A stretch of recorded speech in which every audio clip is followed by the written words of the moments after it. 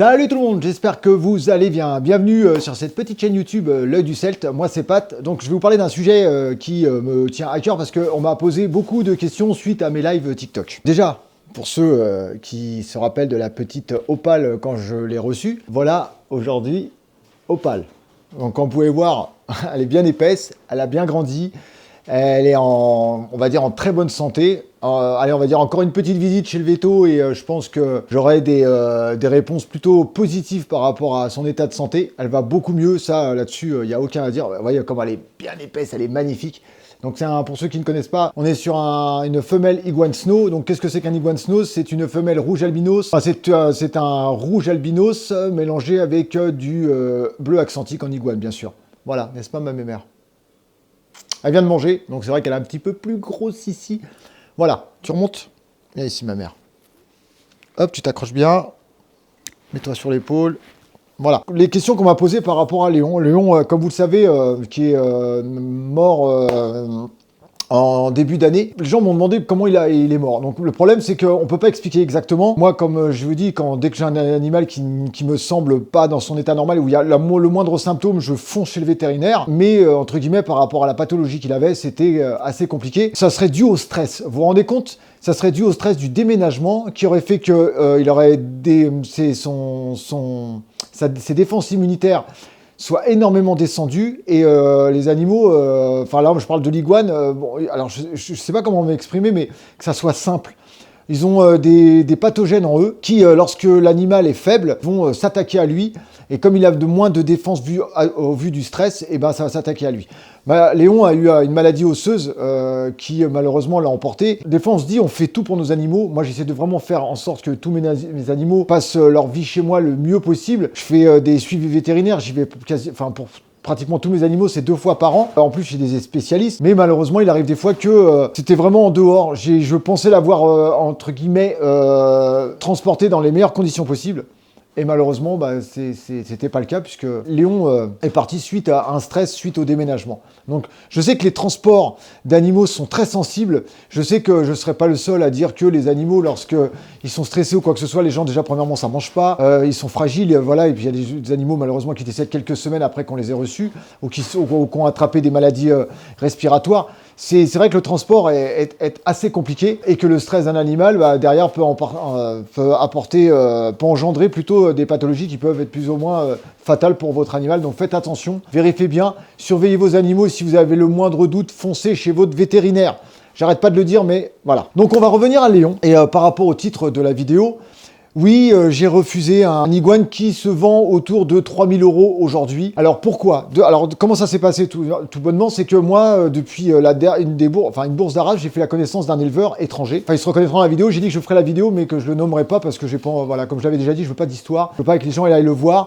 Au décès de Léon, il était venu me voir. Il m'a dit, ouais, il était venu m'apporter son soutien, ce qui m'a fait plaisir. D'ailleurs, je remercie tous les gens qui m'ont apporté leur soutien, qui continuent à m'apporter leur soutien parce qu'ils ont vu quand même que c'était quand même encore assez présent chez moi la perte de mon iguane bleu. Et il m'a proposé comme ça, franchement j'étais assez surpris, un iguane, donc alors on aurait dit du Thanos, je veux pas dire de bêtises, un iguane un peu gris avec les yeux gris bleu, il était magnifique. Et il m'a dit, je te le garde, il est pour toi, si tu le veux, tu le prends. Et le problème, c'est qu'au début, je vous dis franchement, j'ai vu ça, je me suis dit, waouh, parce que c'est pas le Graal, je vais pas dire que c'est le Graal en iguane, mais ça fait partie des iguanes qui sont vraiment au top du top. Et je me suis dit, ouais, après réflexion, ça n'a pas duré longtemps, c'est trop frais. Léon était parti il y a quelques jours, et c'était déjà trop frais. Alors, je sais que certains auraient sauté sur l'occasion parce déjà, un iguane aussi beau, d'avoir ça dans son élevage, c'est top. Deuxièmement, se faire offrir un lézard à 3000 balles, je pense qu'il y en a plein qui n'auraient même pas cherché à savoir si c'était la douleur de la perte d'un animal ou d'avoir une belle bête, ou c'est le fait qu'on leur offre l'équivalent de 3000 € en animal. Après, il faut pouvoir l'installer et tout ça. Moi, comme j'ai l'autorisation de 3 iguanes à la maison, c'est vrai que c'est tentant, mais comme je vous dis, je peux pas. Je vous dis, je peux pas. Il m'a relancé à plusieurs reprises. L'iguane est toujours chez lui. En gros, je dis pas qu'il m'est réservé, mais si je veux, je le prends. J'ai la structure pour l'accueillir. J'ai tout pour l'accueillir. Donc, c'est un iguane qui a un peu moins d'1 an, qui est déjà... Alors, c'est un mâle qui est déjà bien formé. Et puis, on voit qu'il va être magnifique plus tard. Et en plus, souche, je précise, américaine. Je n'ai rien contre les souches thaïlandaises. L'avantage des souches thaïlandaises, c'est au niveau du tarif, elles sont super intéressantes. C'est vrai que ça n'a rien à voir avec les souches américaines. Puis les souches américaines sont très compliquées à avoir, sont très difficiles à avoir. C'est un choix. Moi, j'ai mon iguane rouge albinos qui est de souche thaïlandaise. Opal est de souche thaïlandaise. Donc Maya et Opal sont de souche thaïlandaise. L'iguane que j'ai perdu est de souche américaine. Donc voilà. Mais c'est vrai que par rapport au problème que j'ai eu avec Opal et que je vois les gens qui sont venus me voir avec les problèmes de souche thaïlandaise, c'est vrai que j'avais tendance à dire aux gens attention avec les souches thaïlandaises et que moi, c'est vrai qu'aujourd'hui, je n'irai que vers des souches américaine. Ça, c'est mon choix personnel. Après, les gens sont libres d'acheter où ils veulent, d'aller voir le magasin qu'ils veulent. Moi, je veux dire, je ne vais pas dénigrer une boutique. Comme je l'ai déjà dit, je ne dénigrerai personne. Les gens achètent où ils veulent. La seule condition c'est que faites attention à votre bête quand elle arrive. Veto tout de suite dans les 24-48 heures, enfin dans les quelques jours où il arrive. Faites un check-up de votre bête et comme ça, s'il y a une pathologie ou quoi que ce soit, eh ben, avertissez éventuellement l'éleveur, voyez s'il peut prendre en charge, s'il peut faire un suivi, ou hélas, s'il n'a pas le choix, reprendre la bête. Enfin voilà, il y a pas mal de choses. Donc, il m'a relancé à plusieurs reprises pour l'iguane, donc assez récemment d'ailleurs. Et c'est vrai que j'en ai parlé pas mal pendant mes lives TikTok, et les gens, il y en a qui comprenaient pas, il y en a qui ont été compréhensibles par rapport à... Enfin, beaucoup étaient plus dans l'optique de dire qu'ils comprenaient par rapport entre guillemets, au deuil de ma bête. Mais c'est vrai que les gens, beaucoup de gens sont venus en voir en privé. Ah voilà, t'es con, t'aurais pu le prendre. Tu sais que c'est qu'un reptile. Alors le truc, c'est qu'un reptile. Non, c'est pas un reptile. Moi... Je vais être très clair, les animaux que j'ai chez moi font partie intégrante de ma famille, quoi. C'est-à-dire que j'y tiens. J'ai pas honte de dire que Léon, bah, quand je l'ai perdu, j'en ai pleuré. Ça m'a vraiment, franchement, ça m'a vraiment dans le sens où les gens, tout le monde disait, Léon, je le surnommais Léon tête de con. Pourquoi? Parce qu'il avait un caractère de merde non manipulable. Enfin, les premiers mois que je l'ai eu, il était super manipulable. C'était une patte, il venait sur moi. Voilà, je le manipulais, je le baladais et c'était vraiment génial. Quand il a commencé à grandir, d'un seul coup, son comportement a changé. Alors, est-ce que ses premiers rutes, le fait est qu'ils deviennent... Enfin, je pourrais pas vous dire. Ça, c'est vrai que les vétérinaires m'ont dit que ça peut être la cause. Mais du jour au lendemain, il était devenu non manipulable, agressif, mordeur. Mais après, je veux dire, ça reste un animal sauvage. On n'a pas tous des animaux stick doudou à manipuler, à se balader, à faire tout et n'importe quoi avec. Moi, je suis contre le dressage des reptiles. Je trouve ça totalement stupide. J'aime bien le côté sauvage. Comme je dis, c'est un avis qui m'apporte que moi. C'est-à-dire que c'est mon avis, point barre. Je respecte les avis des autres, ce que font les autres, mais moi, c'est dans mon élevage, c'est comme ça. Comme je disais, Léon, malgré son sale caractère, il était tellement magnifique. C'était tellement une bombe. Donc, c'était un iguane bleu, émeraude, c'était une dinguerie. Voilà. Bon, après, la vie a fait autrement. La vie a fait que malheureusement, il est mort. Il est mort à la maison, il est mort près de nous. Hein, donc, franchement, je pense que j'aurais été plus perturbé si il était mort chez le vétérinaire, je vous le dis clairement. Il est mort à la maison, il est mort avec des gens qui lui apportaient...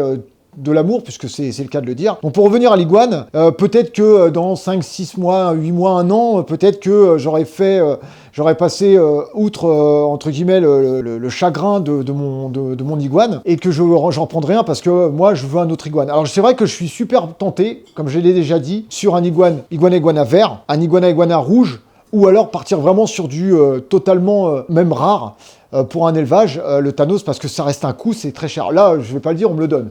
Alors je sais pas si c'est un Thanos, il faudrait que je demande. L'iguane bleu, j'en reprendrai plus, je vous le dis clairement. J'aurais l'impression de le remplacer et ça c'est pas la peine. Je voudrais savoir dans cette vidéo, parce que j'aime bien être en interaction avec vous, savoir si vous avez la même façon d'approcher les choses que moi sentimentalement, lorsque vous perdez une bête, est-ce que vous allez tout de suite la remplacer derrière? Je sais que j'avais déjà parlé de ça dans une vidéo, mais là je voulais vraiment qu'on cible. Et je sais qu'il y a des gens qui vont me dire, mais qui vont me juger par rapport à d'avoir refusé un animal de tel qu'on me donnait. Après le geste, je peux pas plus que le remercier parce que le geste, tout de suite qu'on vient me voir, on me propose une bête qui a un certain coût.